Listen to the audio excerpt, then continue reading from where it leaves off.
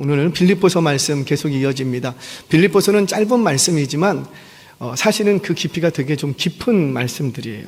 깊은 말씀. 그래서 오늘은 본문 말씀을 중심으로 바울의 매임과 복음 전파 이런 제목으로 주의 말씀을 좀 나누도록 하겠습니다.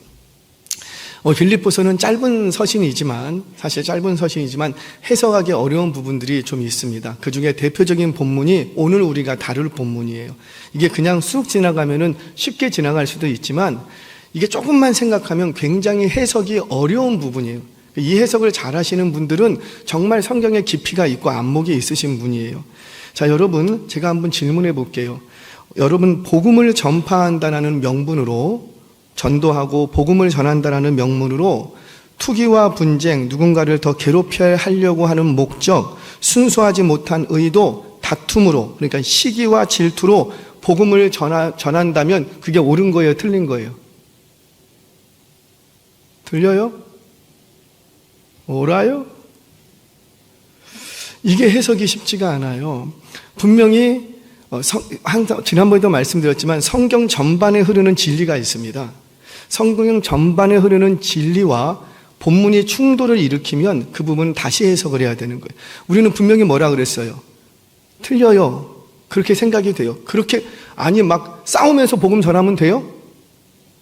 막 시기와 질투로 복음 전하면 돼요? 근데 본문은 뭐래요? 내가 기뻐하노라. 그러면 이 부분을 해석을 해야 된다는 거죠. 분명히 그렇게 하면 안 될 것 같은데 왜 바울은 그렇게 하는 것을 응원하고 지지해 줬는가? 이 부분을 해석을 해야 되는 거예요. 근데 이 해석이 없이 그냥 쑥 지나가는 경우들이 많이 있습니다. 자, 제가 좀 이 부분에 대해서 오늘 본문을 좀 말씀을 드릴게요. 간혹 어떤 지역에 가면 목사의 눈에는 어디를 가도 뭐만 보이고 교회만 보여요. 그래서 어디 가면은 여기 옆에 여기 호매실인가요? 거기를 제가 한번 갔는데 교회들이 아파트 단지에 건물마다 있더라고요. 건물마다 교회가 다 있어요. 여러분, 건물마다 교회가 다 들어선 거, 그거 어떻게 생각하십니까? 서울시 안에 치킨집보다도 교회가 더 많다는 통계가 있더라고요. 그러다 보니 자연스럽게 건물마다 교회가 들어서고요. 어떤 때는요, 저 그런 교회도 봤어요. 한 건물 안에 교회가 3개가 있더라고요. 3개씩이나 있더라고요. 그것도 본 적이 있어요. 근데 그런 모습을 보면 솔직히 제 마음이 목사의 입장에서 좀 편하지는 않습니다. 솔직히 이렇게까지 해야 되는가? 편하지는 않아요. 이런 모습을 볼 때 세상 사람들이 뭐라고 생각할까? 한 건물 안에 막 교회가 3개씩 있고 건물마다 막 교회가 다 들어서 있고, 어쩌면 교회를 개척하고 세운다라는 것이 그분들의 눈에는 그냥 돈벌이 수단으로 보이나 그런 막 우려도 들고 솔직히 제 개인적인 마음으로는 편하지는 않습니다. 건물마다 교회가 들어서고 한 건물에 교회가 3개씩 들어가는 거 저는 봤어요. 지나가다 봤어요. 그런데 한 건물에 교회가 3개씩이나 있는 게 보편적이에요? 아니면 특별한 경우일까요? 그렇죠. 흔한 경우는 아니라는 거예요. 근데 저는 그걸 한 번 봤어요. 한 번 봤는데도 뇌리에 남아서 말씀을 드리는 거지. 근데 세상 사람들은 뭐예요? 그거를 한 번 있는 그걸 보고는 교회가 말이야 한 건물에 3개씩이나 들어, 마치 이것이 일반적이고 보편적인 것으로 포장을 해서 얘기를 하더라는 거예요. 여러분, 한 건물에 교회가 3개씩 들어가는 거는 결코 보편적이지 않아요. 아주 특수한 경우라는 거죠. 그래서 그분들하고 제가 얘기를 해봤어요. 그랬더니 진짜 말 못할 사연들이 있더라고. 그러니까 사연이 있으니까 그렇게 들어가지, 사연도 없는데 그렇게 들어갈 일이 없더라는 거예요. 물론 그런 걸 충분히 제가 이해는 하지만 그런 모습을 보면서 저 역시도 사실 마음이 편한 거는 아니에요. 편한 거는. 그런데 한편으로 생각을 해보았습니다. 만약에 한 건물에 교회가 3개씩 들어간 게 아니라 술집이 3개씩 들어갔다면 여러분들은 어떻게 생각하시겠어요? 한 건물에 술집 3개, 4개씩 들어가 있는 데 있어요, 없어요? 그거는 흔해요. 유흥가 한번 이렇게 가보세요. 지하 1층에 노래방부터 2층에 고깃집, 3층에 술집 해갖고 건물 안에요. 노래방, 술집 이런 게 다 들어가 있어. 우리는 그거 보면서 마음이 불편하십니까?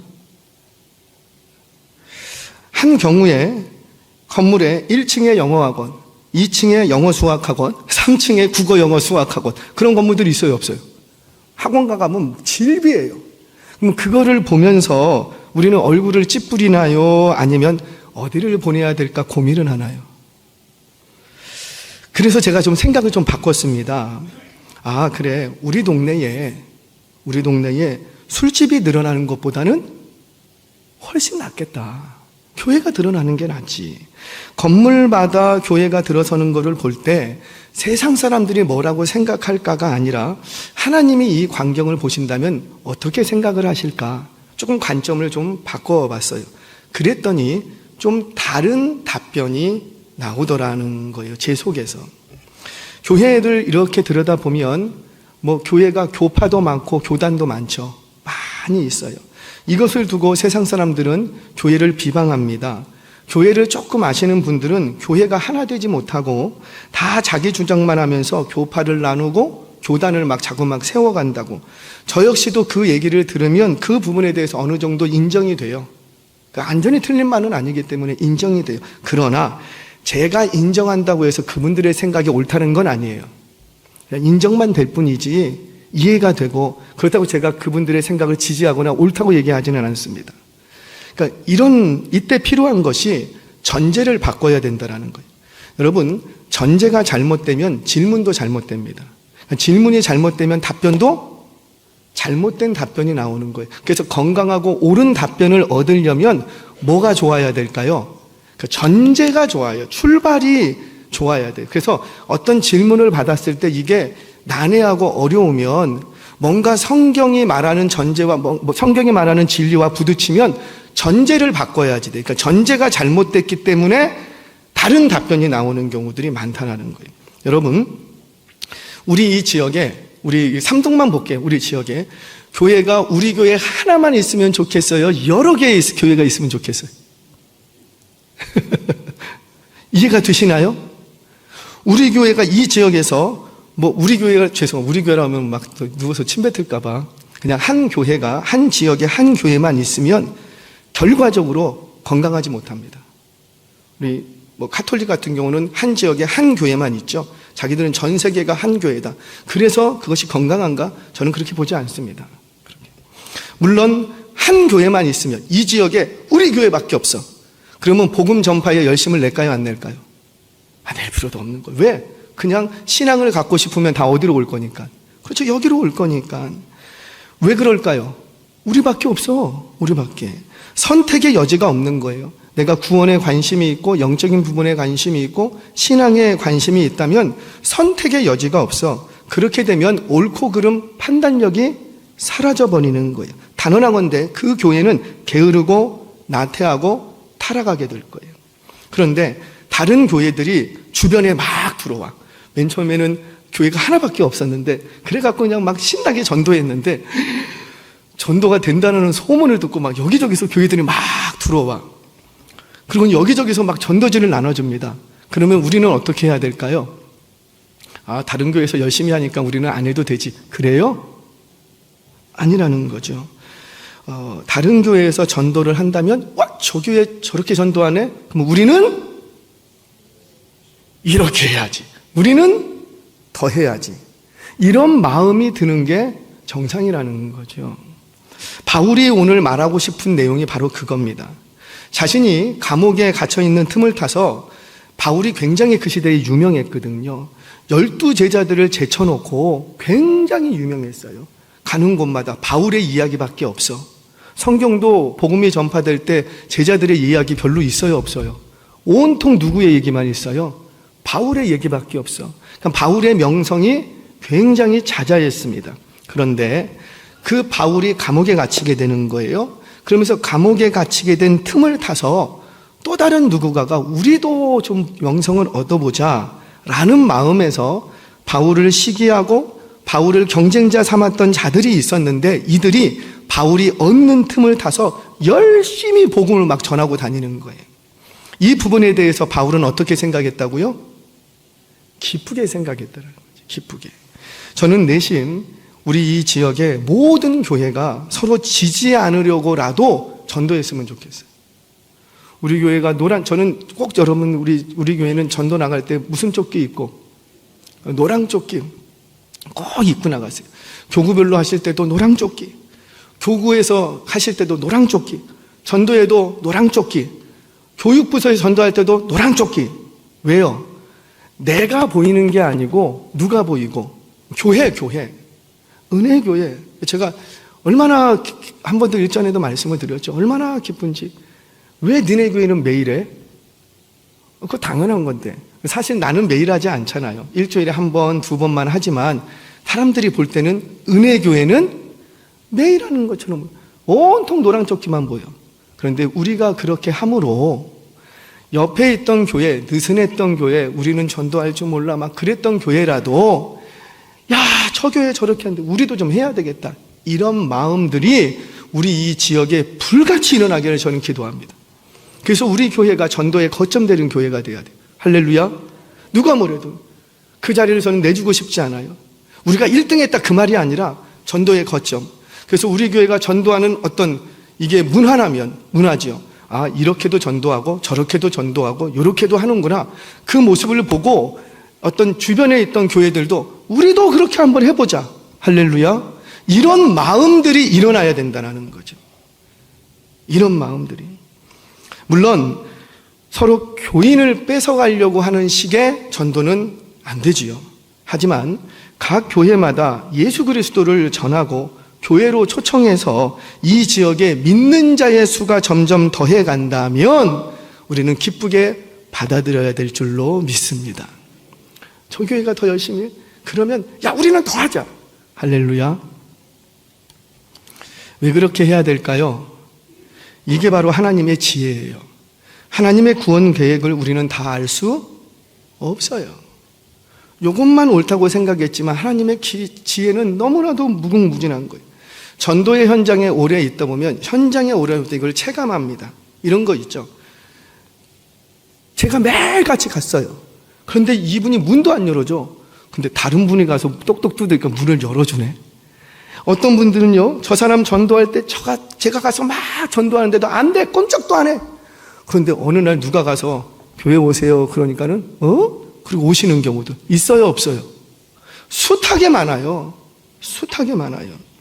나를 통해서 복음이 들어가야 될 곳도 있지만 그것이 하나님의 계획이지만 또 다른 누군가를 통해서 복음을 증거하고자 하는 것도 하나님의 계획이라는 거죠. 이 옆에 집 나는 안 돼. 우리 교회는 도무지 가도 안 돼. 그런데 다른 교회에서 툭 치고 들어가니까 돼. 그러면 그걸로 기뻐하시기 바랍니다. 내가 그렇게 교회로 데려오려고 했는데 내가 초대할 때는 안 와. 그런데 다른 분이 한번 가자고 한마디만 했는데 그래? 그러면 그냥 온 걸로 기뻐하시기를 바랍니다. 내가 10년 동안 했다고 내 거라고 그러지 마시고. 할렐루야. 누가 하면 어때요? 그분이 교회에 와서 예수 믿기 시작하고 구원을 얻는다면 그것이 주님께서 기뻐하시는 줄로 믿으시기를 바랍니다. 여러분, 바울이 누구예요? 이방인에게 복음을 전해야 될 하나님의 택하신 그릇이에요. 아멘이세요? 그러니까 바울을 통해서 복음 확장이 일어나는 건 하나님의 계획이에요. 그런데 그 바울이 감옥에 갇혀버렸어. 그럼 전도의 문이 닫혀요, 안 닫혀요? 닫히는 듯 보이지만 안 닫히더라는 거예요. 왜? 그 바울이 잠깐 스탠바이 할 때 우리 하나님은 다른 곳에서 역사를 하십니다. 복음 전파의 문이 닫힐 줄 알았는데 닫히기는커녕 바울이 감옥에 갇혀 있는 동안에 복음 전파는 쉬워요, 안 쉬워요? 잠시도 안 쉬더라는 거예요. 오히려 더 많은 곳에서, 더 넓은 곳에서 더 많은 복음 전도자가 곳곳에서 막 일어나더라는 거죠. 이를 두고 바울은 매우 기뻐합니다. 이유는 딱 하나예요. 전파되는 것은 뭐니? 그리스도니. 복음이 전파되는 것으로 있어. 그것이면 충분하다. 바울은 기뻐했다는 겁니다. 자, 다시 처음으로 돌아갈게요. 그러면 우리가 생각하는 것처럼 분명히 이 결과가 좋으면, 결과만 좋으면 동기나 어떤 과정이나 뭐 이런 것들은 방법은 나빠도 되는가? 나빠도 돼요? 안 되는, 그건 성경의 기본 진리예요. 우리 하나님께서는 이런 거죠. 성경을 읽기 위해서 촛대를 훔치면 돼요, 안 돼요? 지금 성경을 읽어야 되는데 풀이 안 보여. 그래서 도저히 깜깜해서 읽을 수가 없어. 촛대를 훔쳐오면 돼요, 안 돼요? 아니, 성경을 읽을 거라고. 내가 다른 나쁜 짓 하는 게 아니고 성경 돼요, 안 돼요? 그래요, 안 돼요. 이게 성경이 말하는 기본 진리예요. 그런데 지금 바울은 뭐라고 말합니까? 어떻게든 전파만 되면 전파되는 거는 복음 아니냐, 나는 기뻐하겠다. 자, 그러면은 성경의 기본 진리와 지금 이 바울이 말하는 게 충돌이 일어나요, 안 일어나요? 일어나는 거예요. 그러니까 이 부분만 잘 풀면 되는 거예요. 자, 오늘 그 부분을 조금 얘기하고 마치겠습니다. 우리 14절 한번 읽어보겠습니다. 14절 같이 읽겠습니다. 시작. 형제 중 다수가 나의 매임으로 말미암아 주 안에서 신뢰함으로 겁없이 하나님의 말씀을 더욱 담대히 전하게 되었느니라. 아멘. 제가 12절 13절은 안 읽었어요. 근데 내용은 이겁니다. 무슨 말이냐면 바울이 지금 감옥에 갇혀있는 미결수의 신분이에요. 그러니까 이게 언제 재판이 끝날지는 몰라요. 끝나면은 형을 살게 될지 풀려날지 아직은 몰라요. 미결수예요. 그런데 그는 스스로를 변호하는 과정에서 자신의 잘잘못을 변호하기보다 오히려 그들 앞에서 뭘 얘기하고? 복음을 얘기하더라는 거죠. 즉 바울은 감옥에 갇히기 전에도 오직 뭐만 전했고, 복음. 감옥에 갇힌 후에도 오직 지금도 뭐만 전하고 있고, 복음만 전하고 있다는 거예요. 사람들 같으면은 나는 잘못이 없습니다. 나의 잘못을 이게 법적으로 맞습니까? 안 맞습니까? 그걸 얘기할 텐데 바울은 그런 거에 상관없이 사람들 만날 때마다 복음, 심지어 재판석에 가서도 자기 변론을 잘못을 얘기하는 게 아니고 복음에 대해서 그 앉아있는 지성인들에게 얘기를 하고, 그리고 집에 돌아와서는 자기를 지키고 있는 로마 병정 그 옆에 가갖고 계속 뭐만 얘기하고, 복음, 자기를 찾아오는 사람들 있으면 앉혀놓고 뭐만 얘기하고, 요즘 세상 정세가 어때? 내가 요즘 못 나가봤는데 요즘은 이런 얘기 안 하고 오직 뭐만 얘기하고 복음만 얘기하더라는 거예요. 한결같이 감옥에 갇힐 때나 감옥에 갇히기 전이나 한결같이 복음만을 전하는 그 바울의 모습과 삶에 많은 사람들이 감동한 거예요. 그래서 그 바울의 모습에 격려를 받은 형제 중에 다수가 바울의 빈자리를 채우듯이 더욱 힘있게 복음을 전하더라. 야, 감옥에 갇힌 바울도 저렇게 하는데 우리도 좀 더 해야 되지 않겠냐, 이런 거였지요. 그런데 이 과정에서 두 부류로 나눠집니다. 우리 15절 같이 읽겠습니다. 시작. 어떤 이들은 분쟁으로, 어떤 이들은 착한 뜻으로 그리스도를 전파하니. 아멘. 그러니까 한 부류는 투기와 분쟁, 한 부류는 착한 뜻으로 그리스도를 전파하는 거예요. 자, 그런데 둘 다, 한쪽은 투기와 분쟁으로 하고 한쪽은 착한 뜻으로 하는데 둘 다 전파하는 것은 그 입술에서 뭐만 나오더라? 그렇죠. 그리스도, 복음. 좀 더 구체적으로 그들의 동기와 목적을 바울이 상세하게 더 부연 설명을 합니다. 우리 16절, 17절 같이 한번 읽겠습니다. 시작. 이들은 내가 복음을 변증하기 위하여 세우심을 사랑으로 하나 그들은 나의 매임에 괴로움을 더하게 할 줄로 생각하여 순수하지 못하게 다툼으로 그리스도를 전파하니. 아멘. 잠깐만 띄어놔 주세요. 자, 여기서 우리가 구분해야 될 게 있어요. 이들은 이라고 얘기하는 그룹이 있고 그들은 이라고 말하는 그룹이 있어요. 그러면 이들은 누굴 얘기할까요?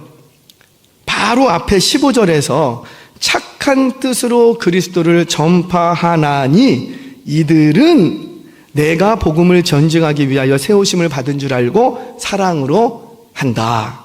그러면 착한 뜻으로 하는 사람들은 어떤 그룹이 나왔죠? 그런데 그들은 또 누구예요? 15절에서 얘기했던 투기와 분쟁으로 하는 그들은 나의 매임에 바울이 매여 있는 동안에 괴로움을, 바울 한번 골탕 먹어봐, 그런 마음으로 괴로움을 더하게 할 줄로 생각하여 순수하지 못한 의도로 다툼으로 시기 질투로 그리스도를 전파한다라는 거예요.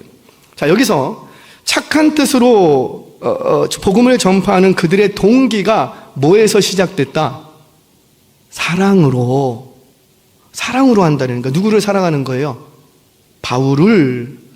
그런데 사랑이라는 것이 여기는 우리가 생각하는 그냥 사랑뿐만 아니라 존경도 포함되어 있는 거예요. 존경도. 왜냐하면 바울 개인의 친분 때문에 사랑하고 존경하는 것이 아니라 바울이 가지고 있는 복음에 대한 열정과 그가 복음을 전하는 사명에 얼마나 헌신되어 있는지를 이들이 알아버렸어. 그랬잖아요. 감옥에 갇혀서도 여전히 뭐만 전하고, 복음, 사람 만날 때마다 여전히 뭐만 얘기하고, 복음, 감옥에 있을 때도 복음만, 감옥에 없을 때도 복음만. 그러니까 여기에 많은 형제들이 감동을 해버린 거예요. 그러면 바울을 사랑으로 한다, 이 말은 바울 개인의 인격이나 성품이나 친분 때문에 사랑하는 거예요? 아니면 그의 복음을 전하는 모습을 사랑하는 거예요? 그렇죠. 그 바울이 한결같이 복음을 증거하고 전파하는 어떤 상황 속에서도 그의 입술에서는 복음만 나와 여기에 너무너무 감동하고 그런 복음을 사랑하고 바울을 사랑하고 존경했더라는 겁니다. 그래서 바울은 감옥에 갇혀서도 저렇게 복음을 열심히 전하는데 자유된 우리가 가만히 있으면 안 되지 않냐? 우리라도 더 열심히 전하자. 그런 착한 뜻으로 복음을 전합니다. 자, 이 모습은 좋은 거예요, 나쁜 거예요? 좋죠. 굿. 최고의 베스트. 가장 좋은 모습이에요. 자, 그런데 다른 한 부류가 있어요. 이 부류는 어떻다고요? 순수하지 못해. 다른 꿍꿍이가 있고 의도가 좀 불순해. 그리고 그 시작 자체가 착한 뜻이 아니라 시기와 질투 때문에 이렇게 하는 거예요. 그러면 이게 좋은 의도예요? 나쁜 의도예요? 나쁜 의도. 그런데도 바울은 이를 두고 어떻게 고백하더라? 기뻐했다. 우리 18절 같이 한번 읽어보겠습니다. 시작. 그러면 무엇이냐? 거칠애로 하나 참으로 하나 무슨 방도로 하든지 전파되는 것은 그리스도니 이로써 나는 기뻐하고 또한 기뻐하리라. 아멘. 마치 결과만 그리스도만 전할 수 있다면, 결과만 좋으면 어떤 짓이라도 해도 나는 괜찮다라고 들릴 수가 있어요. 그건 오해예요. 바울이 말하는 의도는 그게 아니에요. 뭐든지 해도 된다. 그거 오해예요, 오해. 자, 바울이 말하는 논지의 전제를 이해하셔야 돼요. 전제. 이 전제는 바울 선신에 기본적으로 바울이 갖고 있는 생각이 있습니다. 자, 그 전제를 얘기하고 오늘 마치겠습니다. 자, 첫 번째, 바울이 이렇게까지 막 나쁜 의도를 가지고 복음을 전해도 나는 기뻐한다. 왜 이렇게 얘기를 했는가? 첫 번째 전제가 있어요. 그들이 전하는 복음은 다른 복음이 아니에요. 거짓 복음도 아니고 다른 복음을 전파하는 것은 바울 자체가 용납을 안 합니다. 그러니까 이들이 전파하는 것은 뭐라? 바울이 전했던 그 복음을 이들도 전파한다는, 그게 전제예요. 만약에 그렇지 않고 다른 복음을 전하거나 다른 예수를 말하면 바울은 절대 용납 못해. 아무리 선한 방법으로 해도 절대 용납 못하는 거예요. 뭐 아무리 멋진 구제의 모습이 있어도 그거를 수용한다, 안 한다? 안 한다. 신천지 포교하려고 신장까지 띄워줬어요. 얼마나 선한 모습이에요? 근데 그거는 용납된다, 안 된다? 안 된다. 아무리 선한 방법으로 포장이 되어 있어도 다른 복음, 다른 예수를 전하는 부분에 대해서는 바울이 용납한다, 안 한다? 안 한다라는 거예요. 저 교회가 굉장히 어려워요. 그런데 어떤 분이 한 1,000억을 가지고 왔어요. 1,000억? 놀래지도 않아. 1,000억을 가지고 왔어. 아, 이거 그냥 무상으로 드리겠습니다. 한 분이 그냥 들으세요. 신길역에 17층 빌딩을 헌물했어요. 17층 빌딩. 좋은 의도로 아무런 이유 없이 어떤 기관을 위해서 17층짜리 빌딩을, 자기 소유했던 빌딩을 명의 이전해 줘버렸어요. 이거 그냥 쓰시라고. 하나님의 복음 전파를 위해서 선교일을 감당하시는데 이 건물 그냥 선교를 위해서 쓰시라고. 그래서 그냥 명의 이전을 해버렸어요. 저한테 전화 와서 얼마나 저를 약 올리는지 해주셨어요. 여러분, 바울이 지금 얘기하는 건 그 본질을 얘기하는 거예요. 다른 복음을 전한다거나 다른 예수를 전하면 절대 우리 기뻐하지 않아. 그런데 지금 전파되는 게 뭐라? 바울이 전했던 그 복음, 십자가의 복음이 내가 가서 전해야 되는데 내가 못 전하고 누가 전하는 거예요? 그들이 가서 입을 열어서 전파하더라는 거예요. 자, 우리 성경 보겠습니다. 갈라디아서 1장 8절 같이 읽겠습니다. 시작. 그러나 혹은 하늘로부터 온 천사라도 우리가 너희에게 전한 복음 외에 다른 복음을 전하면 저주를 받을 것이다. 이게 바울의 전제예요. 사역을 하면서 가지고 있는 대전제. 내가 전하든 저 사람이 전하든 상관없어. 전파만 그리스도만 십자가의 복음만 전한다면 나는 괜찮아. 하지만 천사라 할지라도 다른 복음을 전하는 건 용납을 한다 못한다? 못한다라는 거예요. 그러니까 지금 이들이 바울이 감옥에 갇혀 있는 동안에 비록 그들의 의도가 자신의 자랑거리를 삼거나 바울을 시기하고 질투해서 전한다고 할지라도 참된 십자가의 복음만 전파된다면 나는 그거를 수용하겠다라는 거예요. 자, 이게 전제입니다. 자, 두 번째 전제는 그들의 행위는 본받지 않더라도 그들이 전하는 복음은 가치가 있다라는 거예요. 자, 다시 바울은 지금 논지에서 그들의 행위를 지지하지는 않습니다. 옳다고 얘기하지 않아요. 잘한다고 박수 쳐주지 않아요. 그들의 행위를 박수 치는 것이 아니라 뭘 지금 박수 쳐주는 거예요? 그들이 전한 복음을 박수 쳐주는 거예요. 그러니까 그들의 행위가 본받자는 게 아니라 그들이 전하는 복음이 그만큼 가치가 있다는 걸 얘기해 주고 싶은 거예요. 자, 우리 마태복음 23장 3절. 예수님도 똑같은 마음이었죠. 같이 읽겠습니다. 시작. 그러므로 무엇이든지 그들이 말하는 바는 행하되 지키되 그들이 행하는 행위는 본받지 말라. 그들을 말만 하고 행하지 않니. 이게 무슨 말이냐면 이 예수님께서 그 당시에 있었던 종교 지도자들이 교훈, 그들이 가르치는 게 있어요. 근데 그들이 가르치는 게 뭐냐면 온통 하나님의 말씀뿐이야. 율법과 하나님의 말씀뿐이에요. 그러니까 그들이 가르치는 것들은 어떻게 하고 아멘 받고, 하지만 그들의 행위는 어떻게 해라? 본받지 말라. 말씀을 가르치면서 다른 걸 하고 막 타락하고 이런 자기들은 안 하면서 남만시키고 위선과 가식이 있고, 그러니까 이런 행위는 모습은 본받지 말고, 근데 그들의 입술에서 나오는 게 뭔데? 하나님의 말씀, 그 부분에 대해서는 너희가 순종하고 따라야 된다, 이렇게 얘기를 합니다. 즉 예수님께서 지금 다루시는 것도 어디에 무게를 두냐면 누가 전하는가의 문제가 아니라 전하는 내용, 뭘 전하느냐에 중심을 두셨다라는 거예요.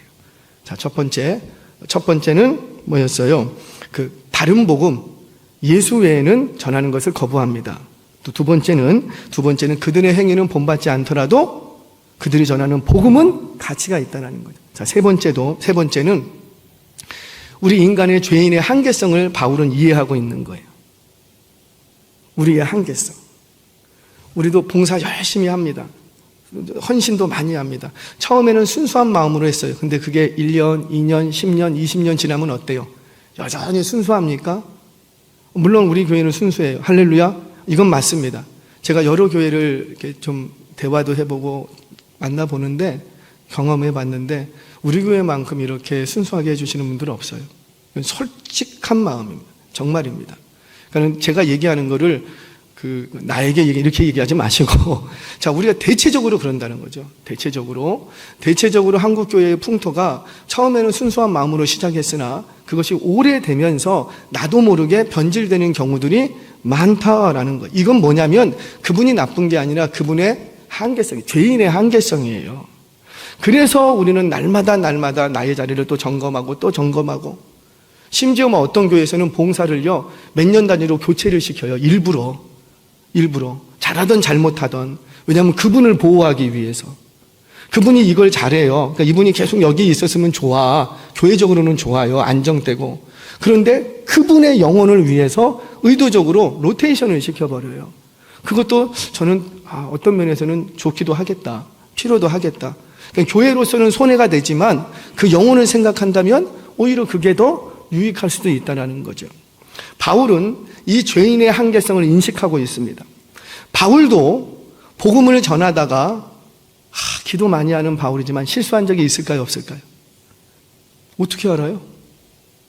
성경에는 잘 안 나와요. 그런데 그도 역시 실수한 부분들이 있을 거라는 거죠. 바울이 복음을 전할 때 그의 방법이나 그의 어떤 것들이 100%다 옳았는가? 사실 그렇지는 않았어요. 그럼에도 불구하고 하나님은 어떻게 하시고 그를 복음 전파의 그릇으로 사용해 주셨다는 거예요. 바울의 한계성이 있지만 그거를 사용해 주셨다는 거예요. 자, 바울도 복음을 전파하면서 여러 번의 시행착오를 겪게 됩니다.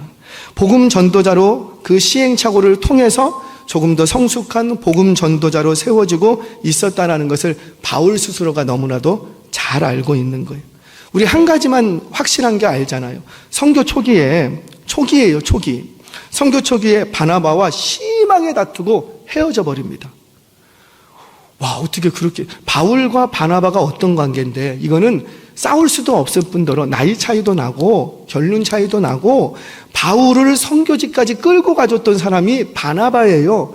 인간적으로도 그렇게 하면 안 되고 뭐 윤리 도덕적으로도 싸울 수 있는 상대가 아니에요. 그런데 바울이 바나바와 심히 다투고 싸웠대요. 그럼 다시 안 만났대요. 아니, 어떻게 교회 안에서 그럴 수 있어? 바울이 그랬다는 거예요, 바울이. 그런데 그게 그의 실수였어요. 분명히 성경은 그걸 잘했다고 얘기하지 않습니다. 그냥 사실만은 기록할 뿐이에요. 실수였으나 그가 나중에 깨달아요. 그래서 나중에 그가 죽기 전에 마가를 내게 좀 보내줘 요청을 합니다. 그러니까는 이제 조금 더 바울도 성숙해 갔다라는 거죠. 그렇게 실수한 부분에 대해서 하나님께서는 어떻게 하셨어요? 실수했지만 오히려 더 복음을 크게 확장하는 방식으로 하나님은 선하게 바꾸어 주더라는 거예요. 이게 합력하여 선을 이루시는 하나님이죠. 나는 실수했지만 그 나의 실수조차도 하나님의 나라 위해서 선하게 바꾸어 가시더라는 거예요. 그렇다고 해서 맨날 실수해야 되겠죠? 그 얘기는 아니잖아요. 그 얘기는. 지금도 그렇습니다. 바울이 감옥에 갇혀 있는 상황에서 분명히 어떤 사람들은 순수하지 못한 의도로 복음을 전파하는 사람들도 있지만 여기서 순수하지 못하다는 것은 세상적인 욕심이라든지 세상적인 탐욕 때문에 복음을 전한 게 아니에요. 그러니까 다른 복음을 전하려고 했던 게 아니에요. 그냥 바울이 전했던 그 복음 나도 한번 전해서 나도 한번 바울처럼 멋지게 한번 쓰임받고 싶다. 그런 어떤 시기심이 있었던 거지요. 단지 바울 홀로 그렇게 쓰임받는 게 너무 배가 아픈 거예요. 왜 그런 거 있잖아요. 저건 선생님 많이 쓰임받아. 근데 왜 나는 안 써주십니까? 나도 쓰임받고 싶습니다. 할렐루야. 그런 마음이 일어나야죠. 저분만 쓰세요. 쓰세요. 그러면 돼요, 안 돼요? 아니라는 거죠. 우리 마음에도 그런 마음들이 있잖아요. 찬양대 보면서 와, 찬양대 잘한다. 나도 좀 노래는 나보다도 못하네. 나도 한번 서보겠다. 이런 마음이 있어야죠. 그게 나쁜 건가요? 있어요. 물론 그 이면에는 시기하고 질투하는 것들이 있어요. 이게 뭐냐면 우리의 한계성이라는 거예요. 우리의 한계성. 바울은 이거를 알고 있었어요. 단지 바울이 유명세를 타고 하나님 앞에 너무 많이 쓰임받는 거에 대해서 배가 아픈 거예요. 그래서 나도 바울처럼 한번 쓰임받고 싶은데 왜 저렇게 바울만 쓰임받는가? 이런 부분에 대한 시기심. 그러니까 최소한 바울이 전하는 복음을 가로막을 생각이 아니라 바울이 전하는 그 복음을 이참에 나도 전해보자 이런 마음으로 뛰어들었던 거지요. 그래서 이들은 바울의 삶과 복음 전파를 배워갑니다. 왜요? 바울의 삶과 복음 전파가 그를 유명하게 만들어줬거든. 그러니까 나도 복음을 전할 때 어떻게 전해야 돼요? 그게 가식이든 뭐든지 간에 바울의 삶과 바울의 복음 전파를 그 열정을 나도 가지고 가야 돼. 그래야 이들한테 그게 복음이 전파가 되는 거예요. 할렐루야. 그렇게 바울처럼 살아야 바울처럼 복음을 전파해야 바울처럼 존경받고 인정받을 수 있다는 것을 이들이 다 알아요. 그래서 그들은 그런 점에서 바울은 나를 뭐 사랑해서 전하던 나를 시기해서 전하던 다른 복음이 아니라 그리스도 십자가, 예수 십자가의 복음을 내가 전하러 가야 되는데 내가 지금 못 가. 근데 저들이 가서 전한다면 오케이. 나는 긍정적으로 평가하겠다는 거예요. 자, 다시요. 그렇다고 해서 그들의 의도를 칭찬하고 박수치는가? 그건 아니라는 거죠. 그건 아니라는 거죠. 자, 이제 적용하고 마치겠습니다. 과연 이 내용을 오늘날 우리 교회에 저와 여러분들이 어떻게 적용하면 좋을까? 저는 아까도 설교 초반에 말씀드렸습니다. 저는 우리 교회가 이 지역에서 전도의 거점되는 교회가 되기를 바랍니다. 영적 전초기지. 뭔가 영적인 싸움이 있어야 될 때 다른 교회들이 먼저 가는 게 우리가 먼저 나가서 기지에 딱 진을 치고 그러면 다른 교회들이 같이 붙어서 같이 싸우고 우리 교회가 더 부흥해서 저는 정말 부흥하기를 꿈꾸고 기대합니다.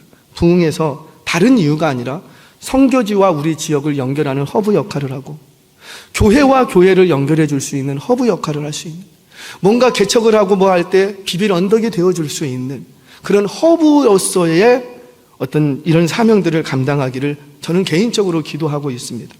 매주 새 영혼들이 등록을 하고 교인이 되고 성도가 되는 이런 어떤 일련의 과정들이 끊임없이 계속 일어나야 된다는 거죠. 이런 모습을 보면서 주변에 있는 교회도 우리도 저 교회처럼 한번 해보자. 저 교회 저렇게 되는 거 보니까 우리도 되어야 되겠다. 이런 어떤 불같은 마음을 불러일으킬 수 있는 그런 교회가 되기를 소망합니다.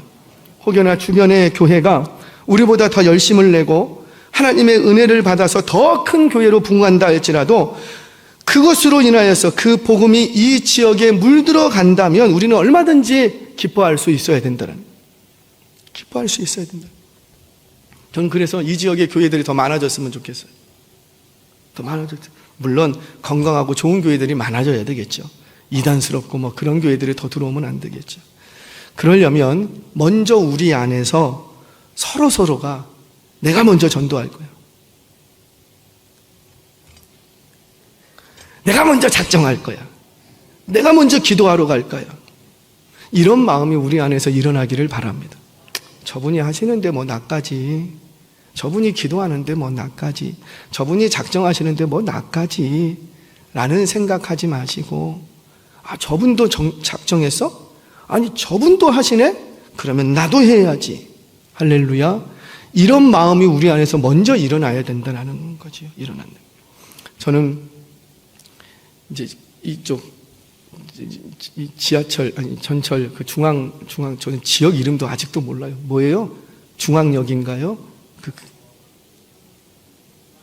거기 거기 이렇게 지나다니면서 항상 마음에 여기에 교회들이 더 많이 들어와야 되는데 아까도 얘기했지만 술집이 느는 것보다는 저는 교회가 느는 게 훨씬 좋다고 생각을 합니다. 어떤 이 지역에 다른 무엇보다도 차라리 학원들이 더 많이 들어오든가 뭔가 그래야 우리 아이들이 밤에도 마음 놓고 학원 갔다가 길거리 우리가 뭐 지켜줄 수 없잖아요. 그런 거룩한 도시. 매 교회만, 여기 교회가 지금 몇 개 교회가 있는지 저는 정확히 모르지만 우리 교회만 전도하는 거 아니잖아요. 근데 우리가 전도하는 모습을 보고 다른 교회에서도 빨강, 파랑, 노랑, 검정, 회색 아주 색색이 조끼를 입고 다 나와야 돼요. 다 나와갖고 아침에도 전도하고 점심에도 전도하고 노란 조끼 없으면은 검정 조끼가 와서 전도하고 검정 조끼 없으면 빨간 조끼가 와서 전도하고 아침에도 전도하고 우리가 다 24시간 할 수는 없잖아요. 그런 것들을 꿈꾼다는 거죠. 다시 저 교통대 안에 저기 안에 다시 캠퍼스 예배가 다시 세워질 수 있도록 그곳에 들어가서 거기도 분명히 예수 믿는 우리 교수들이 계시는데 그 교수님들 다시 한번 부르짖히고 막 학교 앞에 가갖고 막 찬양하고 학교 앞에서만 찬양합니까? 우리 교회는 학교 앞에서 찬양하지만 다른 교회 우리 교회 하는 거 보고 저렇게 못하는데 우리도 한번 해보겠다. 그런 마음에서 막 여기저기서 길거리에서 막 찬양하고 그런 도시를 기대하고 꿈꿉니다. 그거 만들어갈 수 있다고요. 누가 먼저 움직이면 우리가 먼저 움직이면 이 모습을 보고 시기하든 질투하든 아니면 우리를 너희들 그 정도밖에 못해? 우리는 더 잘할 수 있어? 그러면 더 좋아요.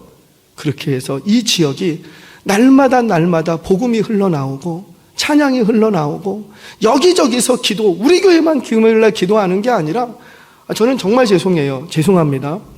다른 교회도 같이 기도했으면 좋겠어요.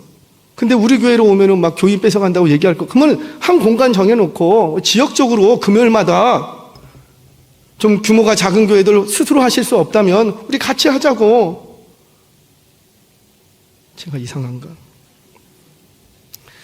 말씀의 요는 그렇습니다. 저와 여러분들 안에 어떤 식으로든지 전파되는 것은 그리스도니 순수한 마음과 선한 동기를 갖고 복음을 전파하는 일에 먼저 움직이시기를 바랍니다.